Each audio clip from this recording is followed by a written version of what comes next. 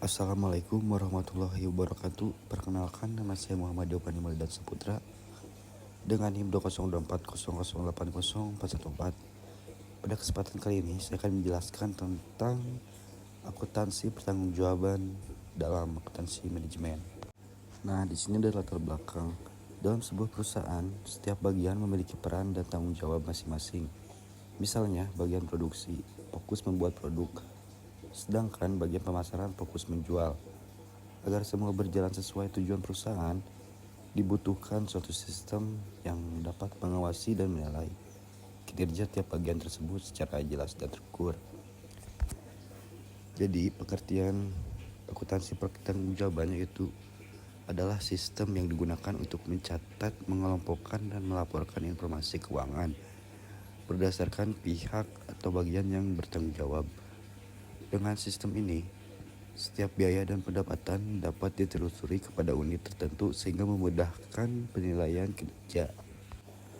Tujuan utamanya yaitu membantu manajemen dalam mengontrol kegiatan perusahaan agar tetap sesuai rencana. Selain itu, sistem ini juga bertujuan untuk meningkatkan efisiensi kerja, mempermudah evaluasi kinerja, serta membantu dalam pengambilan keputusan yang lebih tepat.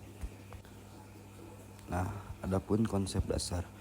Konsep dasar dari akuntansi pertanggungjawaban adalah adanya pembagian organisasi ke dalam unit-unit tertentu yang memiliki tanggung jawab masing-masing.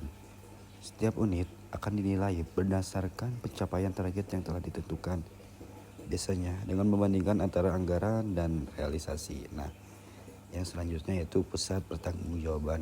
Dalam penerapannya, perusahaan membagi organisasi menjadi beberapa pusat pertanggungjawaban. Hal ini bertujuan agar pengelolaan dalam penilaian kinerja menjadi lebih fokus dan jelas. Setiap pusat memiliki peran yang berbeda sesuai dengan fungsi yang dijalankan.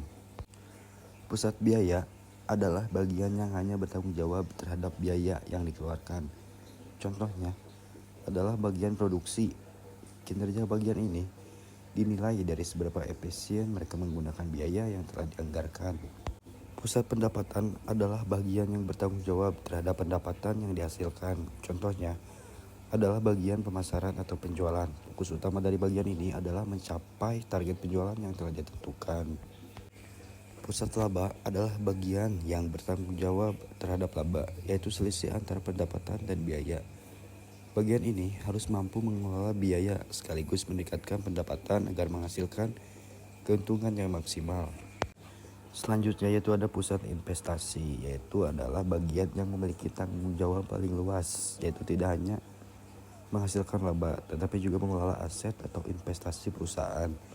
Kinerjanya biasanya diukur dengan tingkat pengembalian investasi. Adapun laporan pertanggungjawaban. Laporan pertanggungjawaban digunakan untuk menilai kinerja setiap bagian. Laporan ini berisi perbandingan antara anggaran dan realisasi. Jika terdapat selisih, maka perlu dianalisis penyebabnya agar bisa dilakukan perbaikan. Nah, yang selanjutnya itu manfaat dalam perusahaan. Akuntansi pertanggungjawaban memberikan banyak manfaat seperti mempermudah pengawasan, meningkatkan tanggung jawab setiap bagian, serta membantu manajemen dalam mengevaluasi dan mengambil keputusan yang lebih efektif. Jadi, dapat kita simpulkan dari penjelasan tadi bahwa akuntansi pertanggungjawaban sangat penting dalam perusahaan karena membantu mengontrol dan menilai kinerja setiap bagian. Dengan adanya sistem ini, perusahaan dapat berjalan lebih efektif dan mencapai tujuannya dengan lebih baik. Mungkin cukup sekian video pada kali ini. Wassalamualaikum warahmatullahi wabarakatuh.